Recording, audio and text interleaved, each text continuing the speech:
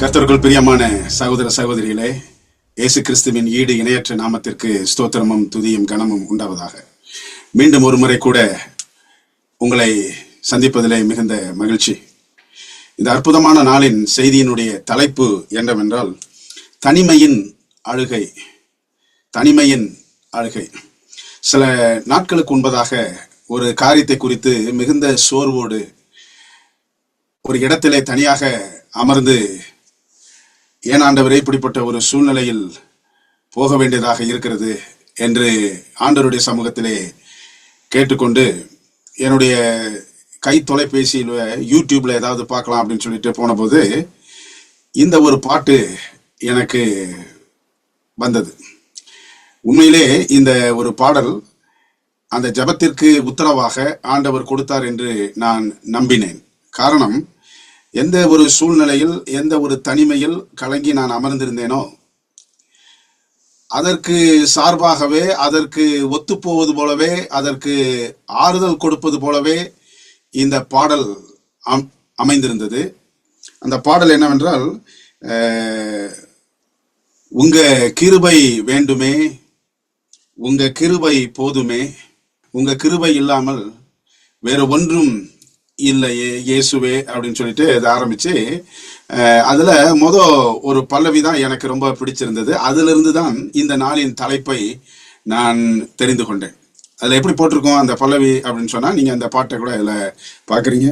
தனிமையில் அழுத போது தேற்றிட யாரும் இல்லை, தள்ளாடி நடந்த போது தாங்கிட யாரும் இல்லை, கதறி அழுத நேரத்தில் என் கண்ணீர் துடைத்த உங்க கிருபை, உங்க கிருபை இல்லைன்னா நானும் இல்லை அப்படின்னு சொல்லிட்டு மிகவும் உள்ளத்தை நெருடக்கூடிய ஒரு அழகான ஒரு பாடல். அந்த பாட்டை ஏறக்குறைய நான் அதற்கு பிற்பாடு ஒரு 100 முறையாவது அதை கேட்டிருப்பேன். அந்த அளவுக்கு ஒரு மன அமைதியை தரக்கூடிய, ஒரு எழுச்சி தரக்கூடிய ஒரு பாடல். அதுல அந்த முதல் எழுத்து தான் தனிமையின் அழுகை. தனிமையில் அழுத போது தேற்றிட யாரும் இல்லை.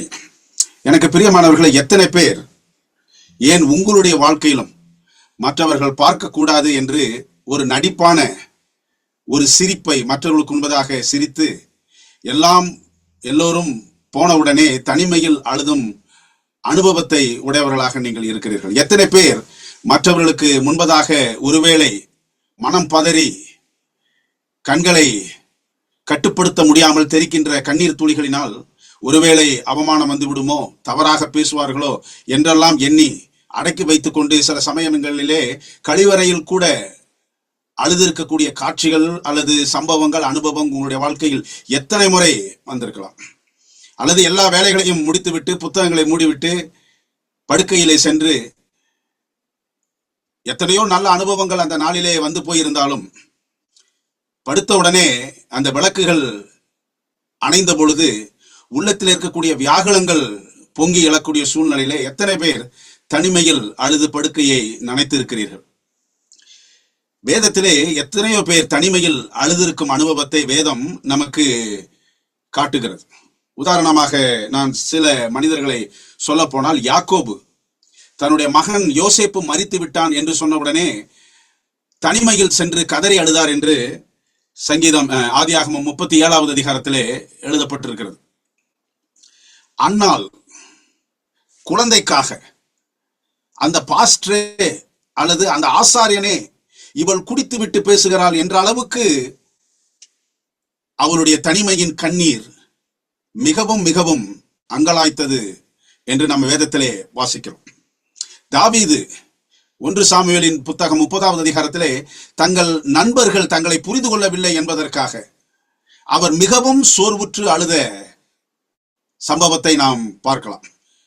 நான் நேசித்திருந்த ஜனங்கள் என்னை புரிந்து கொள்ளவில்லையே, யாரை நான் நம்பி இருந்தனோ அவர்களே புரிந்து கொள்ளவில்லையே என்று சொல்லும் அளவுக்கு அவருடைய கண்ணீர், அழுகையின், தனிமையின் கண்ணீர் அதிகமாக இருந்தது என்று அந்த அதிகாரத்திலே நாம் வாசிக்கலாம். ஆகார் பிள்ளைக்காக அவ்வளவு பெரிய பாலைவனத்திலே, வனாந்தரத்திலே பிள்ளை சாவதை நான் பார்க்க கூடாது என்பதற்காக கதறி அழுத சூழ்நிலையை நாம் ஆதியாகமம் புத்தகத்திலே வாசிக்க முடிகிறது. ஏன் புதிய ஏற்பாட்டிலும் கூட பேதுரு மனம் கசந்து அழுத சூழ்நிலை, யூதாஸ் மனம் கசந்து அழுத சூழ்நிலை. ஏன் இவர்கள் எல்லாரும் ஒரு புறம் வைக்க, இயேசுவே தனிமையில் சென்று அழுத கெச்சமனே தோட்டத்தின் அனுபவம், ரத்தத்தின் பெரும் துளிகளாய் மாறின அனுபவம் நாம் வேதத்திலே வாசிக்க முடிகிறது. அப்படியானால் தனிமையின் அழுகை யாருக்கும் தாரை வார்த்து கொடுக்கப்பட்டதல்ல.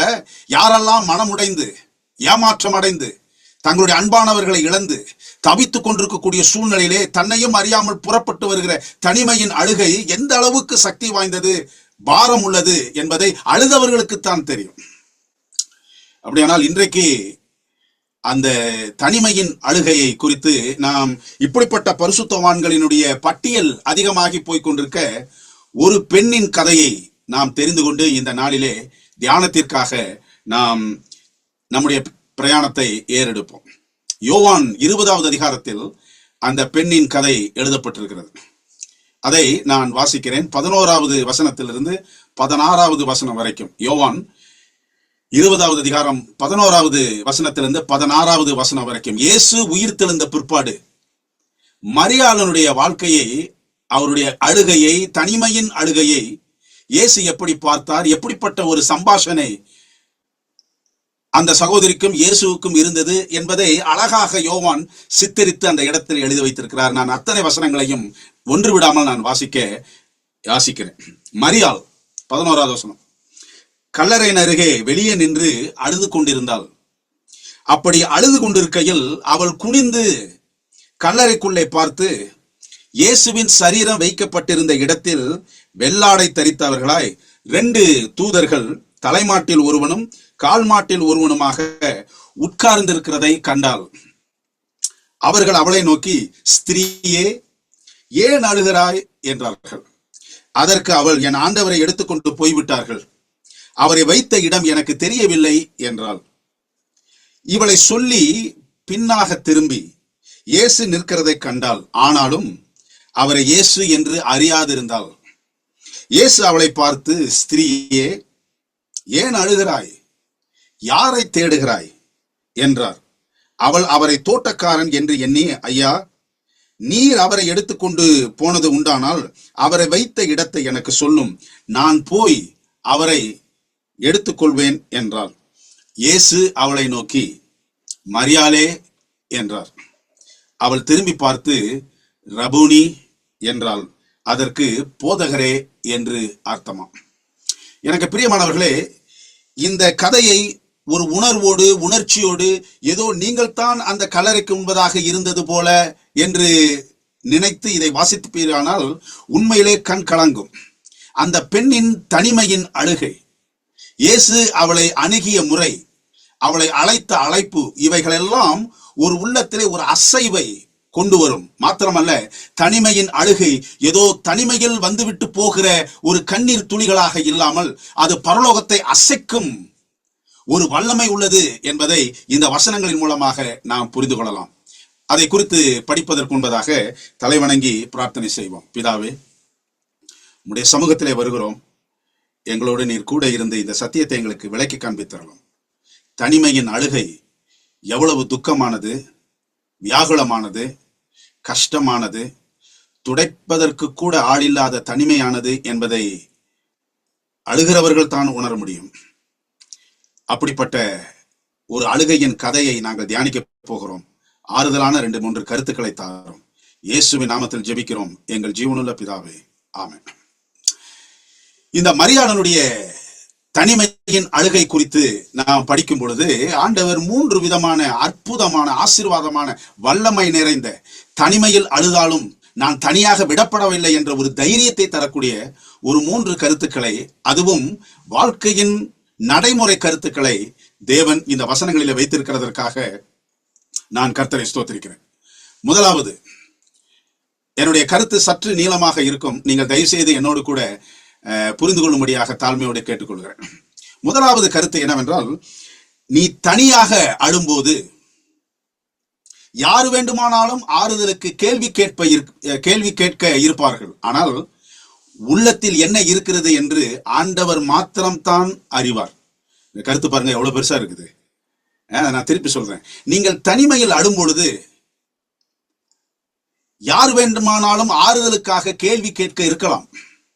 ஆனால் உங்களுடைய உள்ளத்தின் அந்த கண்ணீர் கதையை ஆண்டவர் மாத்திரம்தான் அறிவார். இந்த ஒரு வசனத்தை வாசிக்கிறேன். 13வது வசனமும் 15வது வசனத்தை வாசிக்கிறேன். யோவான் 20வது அதிகாரம் 13-15 என்ன அப்படின்னு சொன்னா, 13 என்னன்னா, அந்த 2 தேவதூதர்கள் இந்த அம்மாவை அழுகிறத பாக்குறாங்க. பார்த்துட்டு சொல்றாங்க, ஏமா ஏன் அழுகிற? அவர்களை நோக்கி, ஸ்திரீயே ஏன் அழுகிறாய் என்றார்கள். அதற்கு அவள், என் ஆண்டவரை எடுத்துக்கொண்டு போய்விட்டார்கள், அவரை வைத்த இடம் எனக்கு தெரியவில்லை என்றார்கள். யாரு வேணாலும் கேள்வி கேட்கலாம். என்ன கேள்வி கேட்கலாம்? என்னம்மா உங்க முகம் கொஞ்சம் வாடலா இருக்குதே, உங்க முகம் கொஞ்சம் சோகமா இருக்குதே, கேள்வி கேட்கலாம். என்ன நீங்க அழுதீங்களா, உங்க கண்ணெல்லாம் கொஞ்சம் வீங்கின மாதிரி இருக்கு, கேள்வி கேட்கலாம். என்னம்மா உங்க கண்ணு கலங்கி இருக்குதே, உங்க மனசுல ஏதாவது இருக்குதா, இருந்தா ஏதாவது சொல்லுங்க, கேள்வி கேட்கலாம். ஆனால் உள்ளத்தில் என்ன இருக்கிறது என்று அவர்களுக்கு தெரியாது. நான் போகிற பாலைவன பயணம் என்ன என்பது அவர்களுக்கு தெரியாது. அவர்களால் புரிந்து கொள்ள முடியாது. நான் ஒருவேளை என் மனதில் இருக்கக்கூடிய காரியத்தை சொன்னாலும் அவர்களுக்கு அது ஒரு செய்தி தான். ஆறுதலாக இன்று உலகத்தில் கேள்விகள் கேட்பதற்கு 1000 பேர் நம்மை சுற்றி இருக்கிறார்கள். ஏன் பாடுகிற, என்னாச்சு, ஏதாச்சு, என்ன ஆச்சு, யாரு என்ன சொன்னா, அப்படியெல்லாம் அதிகமான கேள்வி. இந்த 2 தூதர்கள் கல்லறைக்குள்ளாக இருந்து கொண்டு ஒரு கேள்வியை தான் கேட்கிறாங்க. என்ன கேள்வி கேட்கிறாங்க? ஏன் அழுகிறாய்? கேள்விதான் கேட்க முடியும். ஆனா நீங்க 15வது வசனத்தை வந்தீங்கன்னா, ஆண்டவர் 2 கேள்வி கேட்கிறார். ஒரு கேள்வி ஏன் அழுகிறாய், 2வது கேள்வி ஆண்டவர் அந்த சகோதரியினுடைய உள்ளத்தில் இருக்கிற காரியத்தை கேள்வியாக கேட்கிறார். 15வது வசனத்தில் நீங்க பாத்தீங்கன்னா, இயேசு அவளை பார்த்து, ஸ்திரீயே ஏன் அழுகிறாய்? தேவதூதர்கள் அதோட நிறுத்திக்கிட்டாங்க. இன்னைக்கு உலகத்துல இருக்கிறவங்க அதோட நிறுத்திக்குவாங்க. ஏமா ரொம்ப உங்க பேச்சு ரொம்ப கவலையா இருக்குது, என்ன ஏமாற்றமா இருக்குது, என்ன ஒரு மாதிரி கண்ணு கலங்கி போயிருக்குது, சோகமா இருக்குது, இப்படிதான் கேள்வியா கேட்டுக்கிட்டு இருப்பாங்க. சிலர்களுக்கு அது எரிச்சலை தரும், சிலர்களுக்கு ஏமாற்றத்தை தரும், சிலருக்கு இன்னும் அழுகை வரக்கூடிய சூழ்நிலையை தரும். ஆனால் ஆண்டவர் அப்படியெல்லாம் கேட்கறது இல்ல. ஏன் அப்படின்னு சொன்னா, உங்களுடைய கண்ணீர் கதையை அவர் அறிவார். உங்களுடைய உள்ளத்தின் வியாகுலத்தை நன்றாக அறிவார். நீங்கள் கண்ணாடிக்கு முன்பதாக எப்படி அந்த பிம்பம் அழகாக தெரிகிறதோ, உங்களுடைய உள்ளத்தில் இருக்கக்கூடிய அனைத்து ரணங்களையும் ஆண்டவர் அழகாக அறிந்திருக்கிறார். அதனால தான் 2வது கேள்வி கேட்கிறார். அவருக்கு நல்லா தெரியும், இந்த பெண் ஒருவரை தேடிக்கொண்டிருக்கிறாள். அப்ப அவர் கேட்கிறாரு, நீ ஏன் அழுகிறாய் என்பது மாத்திரம் அவர் நிறுத்திக்கல, யாரை தேடுகிறாய் என்று கேட்கிறார். எனக்கு பிரியமானவர்களே, நீங்கள் யாரையாவது இழந்து போயிருக்கிறீர்களா? ஏதாவது காரியத்தை குறித்து கண்ணீர் வடித்துக் கொண்டிருக்கிறீர்களா? எதை தொலைத்திருக்கிறீர்கள்? எதை தேடுகிறீர்கள்? உங்கள் தேவை என்ன? உங்களுடைய கண்ணீருக்கான காரணம் என்ன? அனைத்தையும் நம்முடைய கர்த்தராகிய இயேசு கிறிஸ்து அறிவார். காரணம், அவரும் ஒரு காலத்தில் தனிமையில் அழுதவர் தான். அவரும் ஒரு காலத்தில் தன்னுடைய கண்களில் இருந்து வழிந்த கண்ணீர் இரத்தத்தின் பெருந்துளிகளாய் வேர்வையாய் வந்ததையும் நாம் வேதத்தில் படித்திருக்கிறோம். அப்படிப்பட்ட ஆண்டவர் நம்முடைய எல்லா வேதனைகளையும் சோதனைகளையும் தனிமையின் அழுகையையும் அவர் அறிந்திருக்கிறார். அதனால எத்தனையோ பேர் கேள்வி கேட்கலாம், விடுங்க. ஆனால் ஆண்டவர் கேள்வி கேட்பது மாத்திரமல்லாமல் அதனுடைய காரணத்தையும் அவர் அறிந்திருக்கிறார். நீங்க வேதத்துல வாசிக்கும் பொழுது, சங்கீதம் 139:1-2 வாசிக்கும் பொழுது, கர்த்தாவே நீர் என்னை ஆராய்ந்து, இங்கிலீஷ்ல சர்ச்னு போட்டிருக்குது, ஆராய்ந்து பார்த்திருக்கிறார். அவர் மற்றவங்களுக்கெல்லாம் சொன்னாதான் தெரியும், அது ஒரு செய்தி, அது ஒரு கருத்து. ஆனால் ஆண்டவர் ஆராய்ந்து, என்னாச்சு, ஏதாச்சு, எப்படி போச்சு, எங்க தொலைஞ்சிச்சு, என்னாச்சு, ஏன் இப்படி பேசினாங்க என்றது எல்லாத்தையும் அவர் அறிவார். அது வேதம் சொல்லுது, கர்த்தாவே நீர் என்னை ஆராய்ந்து அறிந்திருக்கிறீர், என் உட்காருதலையும் என் எழுந்திருக்கிறதிலையும் நீர் அறிந்திருக்கிறீர், என் நினைவுகளை தூரத்திலிருந்து அறிகிறீர். எப்படிப்பட்ட தேவன் நம்முடைய கர்த்தராகிய இயேசு கிறிஸ்து. நாம என்ன நினைச்சுக்கிட்டு இருக்கிறோம், எதுக்காக அழுதுகிட்டு இருக்கிறோம், என்னத்தை நினைச்சு துக்கப்படுத்திட்டு இருக்கிறோம், என்னத்தை நினைச்சு காணாம போட்டுக்கிட்டு நம்ம அல்லாடிக்கிட்டு இருக்கிறோன்றதெல்லாம் ஆண்டவர் தூரத்திலிருந்து அவர் அறிகிறார். அவர் அறியாதிருக்க, பாராதிருக்க, உணராதிருக்கிற கல்லும் மண்ணும் மரமும் அல்ல. உயிருள்ள தேவன், நமக்கு உயிரை கொடுத்த தேவன், இன்னமும் உயிரோடு வைத்திருக்கிற தேவன். இந்த சில இடங்கள்ல இந்த பிராங்க்ன்ட்டு ஏதோ நிறைய வந்துட்டு இருக்கு. பிராங்க்ன்ட்டு இப்போ எனக்கு ஒன்று காட்டினாங்க, இந்த பாரு பாஸ்டர் இப்படியெல்லாம் வளர்த்த நடந்துட்டு இருக்கு அப்படின்ட்டு. என்ன பிராங்க் அப்படின்னு சொன்னா, அது ஒரு பெண்ணு வாக்மேன் அந்த இயர்ஃபோன் போட்டுட்டு ஒரு இதை கேட்டுக்கிட்டே வராங்க. அப்போ அந்த பிராங்க் பண்ணுறவன் அவன் என்ன வைக்கிறான், இந்த பாருங்க இவங்க ஃபோனை நான் உடைக்கிறேன், இவங்க ஃபோனு பழசாக இருக்குது, இவ்வளோ ரூபா மதிப்புள்ள ஒரு புது ஐஃபோனை நான் உங்களுக்கு பரிசாக கொடுப்பேன், இதுதான் பிராங்க்கு. அப்போ அவர் போகிறாரு, அந்த பெண் அது கேட்டுக்கிட்டே வருது, ஒரு நிமிஷம் ஒரு அவசரத்துக்கு கொஞ்சம் ஃபோன் பண்ணுங்களேன் அப்படின்னு இவர் கேட்கிறாரு. அதான் பிராங்க். உடனே அந்த பெண் என்ன செஞ்சிச்சு, உடனே கொடுத்துருச்சு. உடனே இவர் என்னமோ பேசுற மாதிரி அப்படி பேசிட்டு ஏதோ கோவப்படுற மாதிரி கோவப்பட்டு படாருன்னு அந்த போனை கீழே உடைச்சிட்டாரு. உடைச்ச உடனே இந்த பொண்ணு பதறி போய் ஓன்னு அழுகுது. இந்த பிராங்க் பண்ண வந்தவருக்கு பதட்டம் ஆயிடுச்சுன்னா இந்த மாதிரி அழுகுது. இந்த கவலைப்படாதீங்க, போன் உடஞ்சி அது பழசுங்க, இந்த பாருங்க புதுசு, இவ்வளோ ரூபா மதிப்புள்ள போனு அப்படின்ன உடனே அந்த அம்மா இன்னும் ரொம்ப கோவப்பட்டு, யாருக்கு வேணும் இந்த போனு, இந்த போனுடைய மதிப்பு என்ன தெரியுமா, இந்த போன்ல நான் யாருடைய குரலை கேட்டுக்கிட்டு இருக்கேன் தெரியுமா அப்படின்ட்டு. தெரியலீங்களே, தயவுசெய்து கொஞ்சம் கோவப்படாம சொல்லுங்க, ஆனா இருந்தாலும் கோவப்படாதீங்க, இந்த போன் இருக்குது, என்ன பெரிய போனு, இல்லைங்க இது ஒரு பிராங்க், இதோ பாருங்க கேமரா இருக்குது, இது ஒரு பிராங்க் தான் பண்ணோன்னா அந்த பொண்ணுக்கு ஓன்னு அழுக. என்ன அப்படின்னு சொன்னா 10 நாளைக்கு முன்னாடி தான் சமீபத்தில் அவர்களுக்கு திருமணமான கணவர் விபத்திலே மரித்து விட்டார். அவர் பைக் ஓட்டிக்கிட்டு போகும் பொழுது இந்த மனைவியோடு பேசிக்கிட்டே போறாரு. நிறைய நல்லா சிரிச்சு சந்தோஷமா பேசிக்கிட்டு போறாரு. எதிர்த்தாப்புல வந்த ஒரு லாரி இந்த பைக்ல மோதி அவரு அந்த இடத்துல, விபத்து நடந்த இடத்துல அவர் இறந்துடுறாரு. அந்த ஐயோன்னு அந்த கடைசியில் அது முடியுது. அந்த குரல் இந்த போன்ல பதிவாயிருக்குது. இந்த பெண்ணுக்கு அந்த 10 நாளா அவர் எப்போ அடக்கம் பண்ணப்பட்டாரோ அப்பையில இருந்து பைத்தியக்காரி மாதிரி அங்கங்குமா நடந்து இந்த குரலையே தான் கேட்டுக்கிட்டே இருக்கிறது. இப்ப இவரு அந்த போனை எடுத்து உடைச்சு விட்டாரு. அது சின்ன பின்னமா ஆகி போச்சு. மதிப்புள்ள ஒரு போனை கொடுக்குறாரு. அது எவ்வளவுதான் மதிப்பு தங்க போனா இருந்தாலும் அந்த போனுக்கு ஈடாகுமா? அந்த பொண்ணு சொல்லுது, இந்த குரல் எனக்கு இனிமேல் கிடைக்குமா, இந்த குரலை இனி நான் கேட்க முடியுமா, எனக்கு இப்பதான் கல்யாணம் நடந்து 10 நாளைக்கு முன்னாடி விபத்துல என் கணவர் போயிட்டாரு, அவர் குரல் இதுலதான் சேவா இருக்கு, அதை போய் நீ உடைச்சுட்டிய. இந்த பெண்ணினுடைய தனிமையின் அழுகை என்ன தெரியுங்களா? ஐயோ ஆண்டவரே, எல்லாம் போச்சு, என் நம்பிக்கை போச்சு, அன்பானவர் போயிட்டாரு, எல்லாமே போயிடுச்சு அப்படின்னு சொல்லிட்டு அந்த அம்மா தனிமையா இருந்து கேட்கிறவங்கள்ட்ட எல்லாம் பேசுறவங்கள்ட்ட எல்லாம் கேட்கிறாரு, ஏன் அழுகிற, ஐயோ ஆண்டவரை தூக்கிட்டு போயிட்டாங்க. இவரு கேட்கிறாரு, ஏமா அழுகிற, ஐயோ ஆண்டவரை தூக்கிட்டு போயிட்டாங்க, பாத்துருந்தா சொல்லுங்க. யாரு வேணாலும் கேள்வி கேட்கலாம். நம்ம முகத்தை பார்த்து எந்த கருத்தை வேணா சொல்லலாம். வேகமா நடக்கிற நம்ம மெதுவா தள்ளாடி நடக்கிறத நடைய பார்த்து யாரு வேணாலும் ஏதாவது சொல்லலாம். ஆனால் உள்ளத்தில் இருக்கக்கூடியதை ஆண்டவர் மாத்திரம்தான் அறிவார். அதுதான் தனிமையின் அழுகையின் வல்லமை. வேதம் கூட சொல்லுது, கர்த்தராகிய நானே ஒவ்வொருவனுக்கும் அவன் படிக்கும் செய்கைகளின் பலன்களுக்கும் தக்கதாய் கொடுக்கும்படிக்கும் இருதயத்தை ஆராய்கிறவரும் உள்ளந்திரியங்களை சோதித்தறிகிறவருமாய் இருக்கிறேன் ஆண்டவர் சொல்றார். இது மரியாளின் தனிமையின் அழுகையில் ஆண்டவர், நான் இருக்கிறமா, உன்னுடைய உள்ளத்துல இருக்கிறத எனக்கு தெரியும், நீ யாரை தேடிட்டு இருக்கிற, யாரோட பேசணும்னு விரும்புற, யாரோட இருக்கணும்னு விரும்புற, யாருடைய நம்பிக்கை உனக்கு வேணும்னு நினைக்கிற எல்லாத்தையும் நான் அறிவேன். 2வது இந்த வசனத்திலிருந்து நான் படித்துக் கொள்கிற அல்லது நம்பிக்கையின் பாடம் என்ன அப்படின்னு சொன்னா, நீ தனிமையில் அழுதாலும் அல்லது உன்னுடைய தனிமையின் அழுகை முடிந்த காரியத்திற்காக இருக்கலாம், ஆனால் அந்த கண்ணீரை ஆச்சரியத்தின் கண்ணீராக ஆண்டவர் மாற்றுவார். நான் மறுபடியும் சொல்றேன், உங்களின் தனிமையின் அழுகை முடிந்ததற்காக, முடிந்த சம்பவத்திற்காக, முடிந்த காரியத்திற்காக இருக்கலாம், ஆனால் ஆண்டவர் அதை ஆச்சரியத்தின் அழுகையாக மாற்றுகிறார். என்ன இங்க நடக்குது அப்படின்னு சொன்னா, இந்த மரியாள் அவருடைய அழுகை, அவருடைய கோரிக்கை எல்லாம் செத்த இயேசுவுக்காக, செத்த சரீரத்திற்காகத்தான் அல்லாடிக்கிட்டு இருக்கிறாங்க. அந்த அம்மா கேட்கிறாங்க, அந்த 15வது வசனத்தை கூட நம்ம வாசிக்கலாம் பாருங்களேன். இயேசு அவளை பார்த்து, ஸ்திரீயை ஏன் அழுகிறாய், யாரை தேடுகிறாய் என்றார்.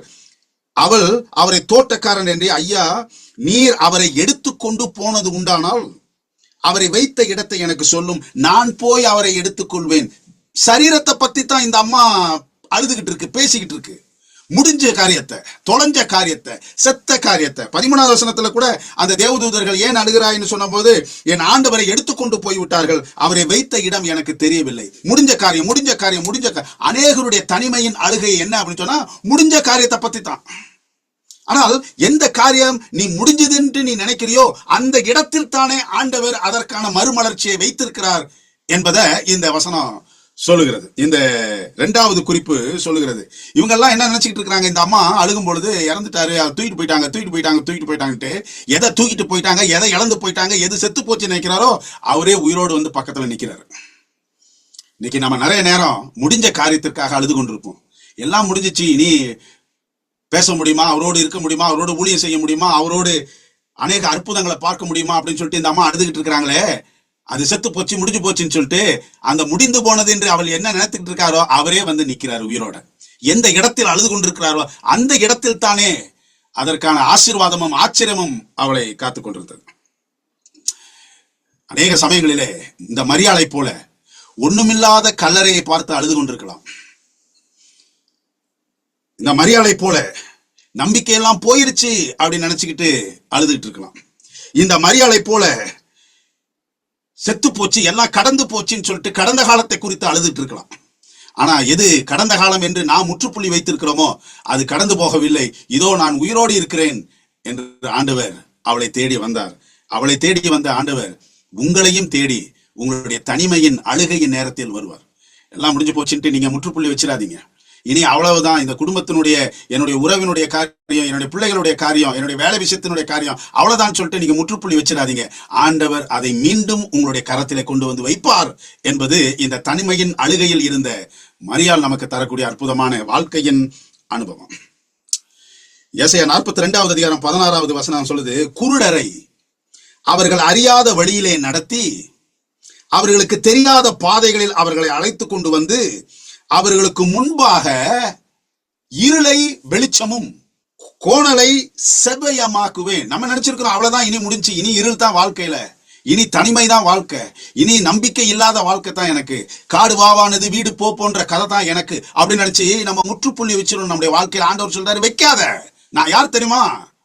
இருளை வெளிச்சமாக்குகிற தேவன், கோணலை செவ்வையாக்குகிற தேவன். நானு இந்த காரியங்களை நான் அவர்களுக்கு செய்து அவர்களை கைவிடாதிருப்பேன். எப்பேற்பட்ட ஆண்டவர்! நம்ம என்ன முடிஞ்சிருச்சு நம்ம நினைச்சோமோ, ஆண்டவர் சொல்றாரு அது முடியலமா, நான் செத்து போகல, வெறும் கலரன்ட்டு நீ பாத்துக்கிட்டு இருக்கிற இல்ல, இதான் நான் நிக்கிறேன் பாரு உயிரோட. நீ கேள்வி கேட்கறவங்களை பார்த்து ஐயோ எங்க ஐயோ எங்கன்னு சொல்லிட்டு முடிஞ்ச காரியத்தை பத்தி நீ பேசிக்கிட்டு இருக்கலாம், அவ்வளவுதான் அப்படின்னு நினைச்சிட்டு இருக்கலாம். இல்ல, அது அவ்வளவுதான் இல்ல. இதோ நான் இருளை வெளிச்சமாக்குகிற தேவன். உன் வாழ்க்கையில் என்னென்ன கோணலான காரியங்கள் இருக்கிறதோ அவைகள் எல்லாவற்றையும் நேராக்கி செவ்வையாக்குகிற தேவன்.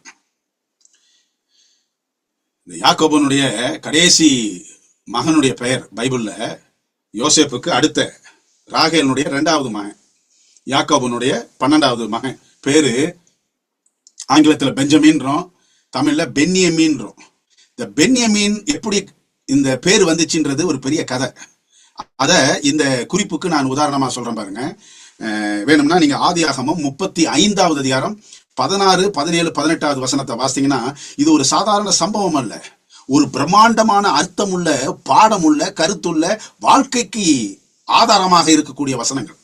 ஆதியாகமம் 35ல 16, 17, 18 பாத்தீங்கன்னா, பின்பு பெத்தேலை விட்டு பிரயாணம் புறப்பட்டார்கள். யாரு? யாக்கோபு, அவனுடைய 2 மனைவிகள், அவங்களுடைய பிள்ளைங்க, அவங்க எல்லாரும் அதுல வராங்க. ராகேல் முழு கர்ப்பம், நிறைமாத கர்ப்பிணி. யாரு? ராகேல், யோசேப்புடைய அம்மா. இப்ப யோசேப் மாத்திரம் தான் இருக்கிறாரு, பெஞ்சமின் பிறக்க போறார். எப்ராத்தாவுக்கு வர இன்னும் கொஞ்ச தூரம் இருக்கும்போது ராகேல் பிள்ளை பெற்றாள். பிரசவத்தில் அவளுக்கு கடும் வேதனை உண்டாயிற்று. 17வது வசனத்தை பாருங்க, அதுலதான் அந்த கதை ஆரம்பிக்குது. பிரசவிக்கும் போது அவளுக்கு கடும் வேதனையா இருக்கையில் மருத்துவச்சி அவளை பார்த்து, பயப்படாதே, இந்த முறையும் புத்திரனை பெறுவாய் என்றாள். 18வது வசனம், மரண காலத்தில் முடிஞ்சிருச்சு அவளுக்கு. பென்யமீன் பிறக்கிறது தான் அவளுடைய முடிவு. ஒன்னு ஆரம்பிக்குது, ஒன்னு முடியுது. இப்ப ராகேல் என்ன செய்யறாங்கன்னா சாகுறாங்க. அந்த மரண நேரத்தில் அந்த கடும் வேதனையில தன்னுடைய பிறக்கிற குழந்தைக்கு பேர் வைக்கிறா பாருங்க. பெஞ்சமின் பேர் வைக்கல, பெஞ்சமின் இன்னொருத்தர் வச்ச பேரு. ஆனா பெற்ற தாய் வைத்த பெயர் என்ன தெரியுங்களா? மரண காலத்தில் அவள் ஆத்துமா பிரியும் போது அவனுக்கு பெனோனி என்று பெயரிட்டாள். தாய் வச்ச பேர் என்ன? பெஞ்சமின்ற பேர் வரத்துக்கு முன்னாடி இருந்த தாயை கொடுத்த பேர் என்னன்னா பெனோனி என்று பெயரிட்டாள். அவன் தகப்பனோ அவனுக்கு பென்யமீன் என்று பெயரிட்டான். ஒரே நேரத்துல அம்மா ஒரு பேர் கொடுக்குறாங்க. ஐயோ இல்ல அதெல்லாம் கொடுத்துறான்னு அப்பா ஒரு பேர் கொடுக்குறாரு. எங்க என்ன இந்த பிரச்சனைன்னா, தனிமையில் அழும் ஒரு சகோதரிக்கோ, சகோதரனுக்கோ, வாலிபனுக்கோ, வாலிபிக்கோ இந்த கதை ஒரு பிரம்மாண்டமான ஒரு பாடத்தை கொடுக்குது. என்ன பெனோனி அப்படின்னா என்ன தெரியுமா அர்த்தம்? சன் ஆஃப் சாரோ அப்படின்னு அர்த்தம். துக்கத்தின் மகன் என்று பெயர். யாரு? பெனோனி. வேதனையில பெற்ற மகன், மரணத்தில் பெற்ற மகன், எனக்கு கடும் வேதனையை கொடுத்த மகன். அதனால இவனுக்கு சும்மா சாதா அப்படி இப்படி எல்லாம் நான் வைக்க மாட்டேன். இவன் பெனோனி என்று அழைக்கப்படுவான். பெனோனி என்பதற்கு என்ன தெரியுமா? Son of sorrow. இனி வரக்கூடிய காலங்கள் ஒருவேளை இந்த பெனோனி என்று பெயர் பைபிளில் இடம்பெற்று அழைக்கப்பட்டிருந்தால், இவனுடைய பேர் எப்பப்பெல்லாம் அழைக்கப்படுதோ அப்பெல்லாம் என்ன தெரியுமா? நீ துக்கத்தினுடைய மகன், உன் தாய்க்கு கடுவேதனை கொடுத்து சாகடிச்சவன் என்ற பெயர் வந்திருக்கும். அப்பா சொல்றாரு, இல்லப்பா அப்படியெல்லாம் வைக்க கூடாதுமா, தயவு செய்து அப்படின்னு சொல்லிட்டு பெஞ்சமின். பெஞ்சமின் என்ன தெரியுங்களா? பெலத்தின் மகன், சன் ஆஃப் ஸ்ட்ரெங்த் அப்படின்னு பேர். அவன் துக்கத்தின் மகன் அல்ல, அவன் பெலத்தின் மகன். சன் ஆஃப் சாரோ கிடையாது, சன் ஆஃப் ஸ்ட்ரெங்த் அப்படின்னு வச்சாரு. அதான் பெஞ்சமின் என்ற பேர். என்ன அப்படின்னு சொன்னா, ஆண்டவர் இருளை வெளிச்சமாக்குகிற தேவன். நம்முடைய வாழ்க்கையில சில சமயங்கள்ல கடந்த காலத்திற்காக அழுது கொண்டிருக்கலாம், முடிந்த காரியத்திற்காக அழுது கொண்டிருக்கலாம், இல்லாத காரியத்திற்காக நான் பிரயாசப்பட்டு கொண்டிருக்கலாம். ஆண்டவர் சொல்றாரு, அந்த இருளை வெளிச்சமாக்குகிறேன். நீ செத்த இயேசுவின் சரீரத்தை தான் தேடிட்டு இருக்கிற மரியாளே, இதோ நானே உயிரோடு உனக்கு வந்திருக்கிறேன் பாருன்னு ஆண்டவர் சொல்லித்தரார். கடைசியா 3வது பாடம் என்ன அப்படின்னு சொன்னா, இந்த பாடம் மிகவும் அருமையானது. சொல்றாரு, நீ தனிமையில் அழும்பொழுது மற்றவங்க எல்லாம் கேள்விதான் கேட்கலாம். உன் கண்ணை பார்த்து கேள்வி கேட்கலாம், உன் நடைய பார்த்து கேள்வி கேட்கலாம், உன் முக ரூபத்தை பார்த்து கேள்வி கேட்கலாம். நீ எப்படி உடுத்தி இருக்கிற, என்னங்க நல்லா உடுத்துவீங்களே, இன்னைக்கு என்ன ஒரு மாதிரி இருக்கிறீங்களா, ஏதாவது பிரச்சனையா வீட்டுல, அப்படி இப்படின்னு கூட ஒரு யூகித்து கேள்விகளை கேட்கலாம். ஆனால் உள்ளத்தை அறிந்த தேவன் நம்முடைய கர்த்தராகிய இயேசு கிறிஸ்து. மாத்திரல்ல, சில சமயங்களிலே முடிந்ததற்காக நாம் அழுது கொண்டிருக்கலாம். ஆண்டவர் அந்த முடிந்தது என்று சொன்னதிலிருந்து ஆரம்பத்தை தருகிற தேவன். இருள் என்று நாம் நினைத்திருக்கலாம், அந்த இருளை வெளிச்சமாக்குகிற தேவன். கோணலா போயிருச்சே என் வாழ்க்கை, கரடுமுரடா போயிருச்சே, முள்ளும் புதருமா என் வாழ்க்கை போயிருச்சே நம்ம நினைச்சிட்டு இருக்கிறான். அந்த முல்லை பூந்தோட்டமாக மாற்றுகிறவர் நம்முடைய தேவன். அந்த புயலை தென்றலாக மாற்றுகிறவர் நம்முடைய தேவன். அந்த அலைக்கடலை அமைதியாக்குகிறவர் நம்முடைய தேவன். தனிமையின் அழுகை அந்த அளவுக்கு வல்லமை உள்ளது, அந்த அளவுக்கு பரலோகத்தை அசைக்கிறது, அந்த அளவுக்கு இயேசுவின் உள்ளத்தை மாற்றி அமைக்கிறது. கடைசியாக இந்த தனிமையில் அழும் பொழுது எத்தனை பேர் திரும்பி பார்த்துருக்கிறீங்க? ஏறக்குறைய எல்லாரும் தனிமையில் அழுது இருக்கிறோம். அப்போ யாரோ கூப்பிடுற மாதிரி, யாரோ பேசுற மாதிரி திரும்பி பார்த்துருக்கிறோமா? எனக்கு நிறைய தானே அப்படி ஒரு அனுபவம் வந்திருக்குது. இங்க இந்த மரியாள் அந்த அனுபவத்தை பெறாங்க. 3வது கருத்து என்னன்னா, உன்னை பெயர் சொல்லி அழைக்கிற தேவன் உன் அருகில் தான் இருக்கிறார். நீ எந்த இடத்துல அழுதுகிட்டு இருக்கிறியோ, எந்த இடத்துல நீ நின்று எல்லாம் போச்சுன்னு நினைச்சிட்டு இருக்கிறியோ, எந்த இடத்தில் நம்பிக்கை அற்றுப்போய் இருக்கிறாயோ, அங்கே தான் உன்னை அறிந்திருக்கிற தேவன், உன்னை பெயர் சொல்லி அழைக்கிற தேவன் இருக்கிறார். எனக்கு இது ரொம்ப பிடிச்சிருந்த இந்த 16வது வசனம் என்னுடைய கண்ணீரை துடைத்தது. கவலையா உட்கார்ந்திருந்தவனை நிமிர்ந்து நிற்க வைத்தது. அந்த 15, 16வது வசனத்தை நான் வாசிக்கிறேன் பாருங்களேன். இயேசு அவளை பார்த்து, ஸ்திரீயே. இந்த வசனத்தை வாசிக்கும் போது என்னமோ நீங்க தான் அங்க கல்லறை பக்கத்துல நின்ன மாதிரி நீங்க யோசித்துக்கணும். பாத்தீங்கன்னா அவ்வளவு தத்துரூபமாக இயேசு அந்த பெண்ணோடு பேசுகிறதை நீங்கள் புரிந்து கொள்ள முடிகிறது. இயேசு அவளை பார்த்து, ஏன் அழுகிறாய், யாரை தேடுகிறாய் என்றார். அவள் அவரை தோட்டக்காரன் என்று எண்ணி.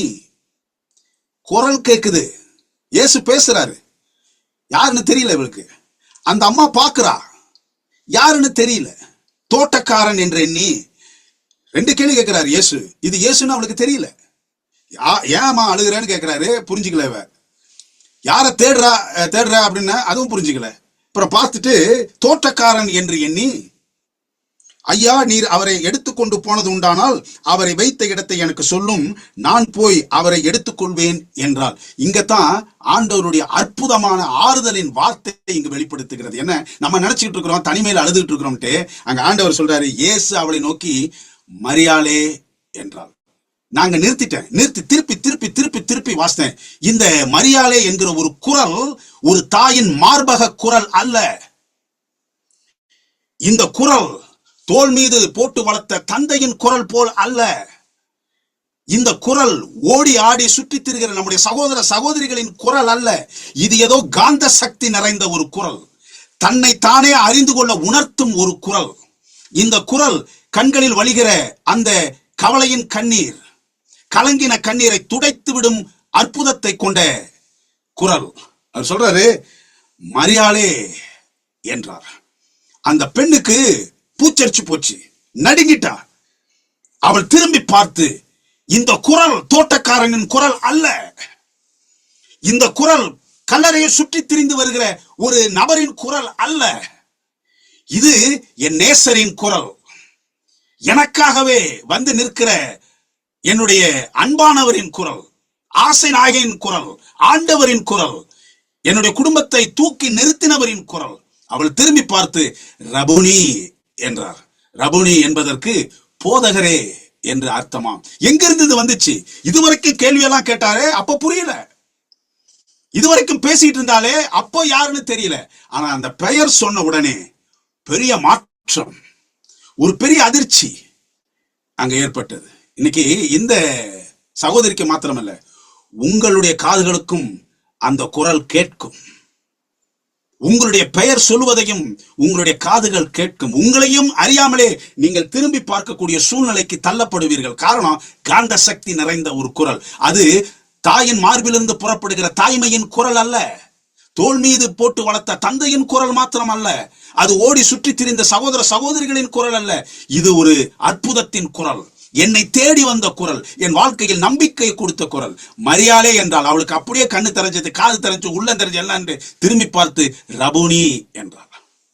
அதற்கு போதகரே, தோட்டக்காரன் நினைச்சுக்கிட்டு இருந்தவ இப்ப பாக்குறா போதகரே. கண்ணு பார்த்ததுனால வந்ததில்ல, காது கேட்டதினால் வந்தது. சாதாரண வார்த்தையை அவள் கேட்கவில்லை, தன் பெயரை சொல்லுகிற ஒருவர் இந்த பூமியில் எனக்காக இருக்கிறார். எனக்கு பிரியமானவர்களே, நம்முடைய வாழ்க்கையிலும் இந்த பெயர், இந்த மரியாளை என்பது ஒரு அடையாளம். இந்த மரியாளை என்பது ஒரு பெரிய பிரசங்கம் அல்ல. இந்த மரியாளை என்பது ஒரு சந்தோஷத்தின் குரல், நம்பிக்கையின் குரல் நம்முடைய வாழ்க்கையில. வர வியாழக்கிழமை, இந்த வியாழக்கிழமை விட்டு அடுத்த வியாழக்கிழமை ஒரு அடக்க ஆராதனைக்கு செல்லுகிறேன். என்னுடைய விசுவாசியினுடைய மகள் இறந்து போயிட்டாங்க. 52 வயசு தான். நான் இன்னொரு இடத்துல கூட அதை சொல்லியிருந்தேன். என்ன அப்படின்னு சொன்னா, என்னுடைய விசுவாசி யோலண்ட் அவங்க பேரு, அவங்க வீட்டுக்கார் இப்பதான் இறந்தார். அந்த அடக்கம் செய்த கல்லறையினுடைய ஈரம் கூட இன்னும் காயவில்லை. மகள் இறந்து போயிட்டாங்க. ஆவா அப்படின்றது அந்த அம்மாவனுடைய, அந்த இறந்து போன அந்த சகோதரனுடைய பெயர். இப்ப இந்த வியாழக்கிழமை அந்த அடக்காராதனை, இந்த படத்துல கூட நீங்க பார்க்கலாம். உடம்பு ஒரு மாதிரி இருக்குது அப்படின்னு சொல்லிட்டு ஆஸ்பத்திரிக்கு போனாங்க. அவங்க எல்லாம் செக் பண்ணாங்க. செக் பண்ணிட்டு இந்த டாக்டருக்கு புரியல, இல்லை கொஞ்சம் எம்ஆர்ஐ ஸ்கேன் அது இதெல்லாம் கொஞ்சம் எடுக்க வேண்டியது இருக்குது, எங்களுக்கு இது கொஞ்சம் புரியல இந்த ரிசல்ட் அப்படின்னு சொல்லிட்டு, சரி எம்ஆர்ஐ ஸ்கேன் அது இதுன்னு எடுத்தா அவங்களுக்கு கேன்சர், அதுவும் 4th ஸ்டேஜ் அப்படின்ட்டாங்க. இந்த அம்மாவுக்கு யோலாண்டுக்கு துடிச்சு போயிட்டாங்க. இப்பதான் கணவர் இறந்து போனாரு. அந்த அழுகையினுடைய கண்ணீனுடைய கண்கள் கூட காயில. மக, அது 2வது மக, செல்லமா வளர்த்த கடைசி புள்ள, இப்படி ஒரு செய்தி, கேன்சர். எங்க போய் எழுகிறது? அதுவும் 10 நாள் கெடு கொடுத்துருக்காங்க. 10 நாள் அவ்வளவுதாங்க தாங்கம், நீங்க வீட்டுக்கெல்லாம் போக வேணாம், நீங்க எங்கே இருந்து. முதல் நாள் எல்லாம் வந்து போனவங்கள்ட்டெல்லாம் அந்த அம்மா பேசிட்டு இருந்தாங்க. 2வது நாள் நல்லா பேசிட்டு இருந்தாங்க. 3வது நாள், 4வது நாள், 5வது நாள், 3 நாள் கண்ணை முடியாச்சு. கண்ணே திறக்கல. எல்லாம் கோமாக்கு போயிட்டாங்க அப்படின்னு சொல்லிட்டு எல்லாம் காதல அலோ அலோன்றாங்க. இல்லை என்னெல்லாம் சொல்றாங்க. இப்போ அந்த யோலன் சொல்றாங்க, போன வாரம் அவங்க வீட்டுக்கு ஜெபம் பண்ண போனேன் நான். அவங்க சொல்றாங்க, பாஸ்டர் கடைசின்ட்டு இப்போ அவளுக்கு காதும் சரியா இப்போ கேட்கல, கோமாக்கு போயிட்டா போல இருக்கு, கண்ணை திறக்கல, 3 நாள் ஆச்சு பாஸ்டர், அந்த இதான் ஏறிக்கிட்டு இருக்கு, சாப்பிட்றதெல்லாம் ஒன்றும் கிடையாது. நான் நினைச்சேன் அவர் 10 நாள் கொடுத்துட்டாரு, 5 நாள்லயே போயிரும் போல தெரியுது அப்படின்ட்டு. ஒரு முறை என் மகளினுடைய பேரை நான் சொல்லணும் அப்படின்ட்டு நான் முடிவு பண்ணி காதுல ஆவா அப்படின்னு கூப்பிட்டாங்களாம். இதை என்கிட்ட சொல்றதுக்கு அவங்க எடுத்துக்கொண்ட நிமிடம் எனக்கு தான் தெரியும். ஏன்னா அவ்வளோ அழுது அதை சொல்லிட்டு இருந்தாங்க. பாஸ்டர் அவங்க காதுகிட்ட போய் என் மகளுடைய பெயரை சொன்னேன். கதையில வாசித்திருக்கலாம், திரைப்படங்கள்ல பார்த்திருக்கலாம், நாடகங்கள்ல பார்த்திருக்கலாம். பேர் சொன்ன உடனே இல்ல, இது உண்மை சம்பவம், வேதத்தில் எழுதப்பட்டிருக்கிறது. உண்மை சம்பவம், நான் கேட்டது. அவங்க அந்த பேர் சொன்ன உடனே, அந்த தாயின் குரல் கேட்ட உடனே, 10 மாதம் பெற்றெடுத்த, பாலூட்டி சீராட்டி வளர்த்த அந்த தாயின் குரல் கேட்ட உடனே அந்த கண் இப்படி சிமிட்டிச்சான். இவன்ட்டு அப்புறம் கொஞ்சம் வினாடி கழிச்சு அந்த கண்கள் திறந்தது. 3 நாள் கண்ணு மூடி தூக்கிட்டு இருந்தவங்க, இல்ல கோமால இருந்தாங்களோ என்னன்னு எனக்கு தெரியல. ஆனா அந்த பெயர் சொன்ன உடனே எங்கிருந்துதான் அந்த பெயர், அந்த ஒளி, அந்த குரல் காதுகளின் ஊடாய் போய் மூளைகளுக்கு தாக்கத்தை ஏற்படுத்தி, இந்த குரல் சாதாரண ஒருவருக்கு சொந்தமான குரல் அல்ல, பொதுவாக நான் கேட்டறிந்த குரல் அல்ல, இது என் உயிரை ஆட்டி படைக்கும் குரல். இந்த குரல் புத்துணர்வை கொடுக்கக்கூடிய குரல். எனக்கு பிரியமானவர்களே, ஒருவேளை நீங்கள் தனிமையில் அழுது கொண்டிருக்கலாம். ஆண்டவர் உங்களுடைய பெயரை சொல்லி அழைக்கிற தேவன் நமக்கு இருக்கிறார் என்பதற்கு ஆதாரமான குரல். அதுக்கப்புறம் 3 நாள் அவங்க பேசிட்டு அந்த அம்மா சொன்னாங்களாம் தாயிட்ட, ஏமா அழுவுற, பரவாயில்ல விடு, நான் ஆண்டவருடைய கரத்தை பிடிக்க வேணாமா, நீ சீக்கிரம் வர வேணாமா, அந்த வெண்மையான மேகத்துல நம்ம எல்லாரும் போக வேணாமா. அதான் கடைசி நாள் தாயும் மகளும் செய்த கலந்துரையாடல். அதுக்கப்புறம் அந்த அம்மா இறந்துருச்சு. வர வியாழக்கிழமை அடக்காராதனை. நான் பார்த்தேன் அந்த குரலுக்கு எவ்வளவு வல்லமை இருக்கிறது என்றால், இந்த உலகத்தையும் அண்ட சராசரத்தையும் தாயின் கருவில் நீங்களும் நானும் உருவாதற்கு முன்னமே அறிந்து பேசின, அபிஷேகித்த அந்த ஆண்டவரின் குரல் நம்முடைய வாழ்க்கையில் எவ்வளவு நம்பிக்கை கொடுக்கக்கூடிய குரலாக இருந்தது. மரியாளே என்றார். அப்பொழுது அவள் திரும்பி பார்த்து ரபூனி என்றாள். அவளை திரும்ப பார்க்க வைத்தது நபர் அல்ல, அந்த குரல். அந்த குரல் இன்னமும் உங்களுடைய வாழ்க்கையிலும் என்னுடைய வாழ்க்கையிலும் ஒலித்துக் கொண்டிருக்கிறது. அது நம்பிக்கையின் குரல். அந்த குரல் வேறு யாருடைய குரலும் அல்ல, நம்மை நேசித்து நமக்காக சிலுவை சுமந்த இயேசுவின் குரல். தனிமையில் அழுது கொண்டிருக்கிறீர்களா? தனிமை உங்களை வாட்டி வதைத்துக் கொண்டிருக்கிறதா? இனி என் வாழ்க்கையில் நம்பிக்கை இல்லை என்று முடிவெடுத்து விட்டீர்களா? கலங்காதிருங்கள். அந்த குரல், உங்களை பெயர் சொல்லி அழைக்கும் அந்த குரல் இன்று உங்களை வந்து சேரும். அன்புள்ள ஆண்டவரே, மகிமையின் தேவனே, எத்தனையோ பேர் தனிமையாக அழுது கொண்டிருக்கிறார்கள். அதற்கு ஆறுதலாக நீர் இருக்கிறீர் என்று ஆதாரமாக தயவுசெய்து நீர் மாறும் அப்பா. ஒவ்வொருடைய உள்ளத்திலும் சமாதானத்தை தாரும். இயேசுவின் நாமத்தில் ஜெபிக்கிறோம் ஜீவனுள்ள பிதாவே, ஆமென். கர்த்தர் உங்களை ஆசீர்வதிப்பாராக. ஆமென்.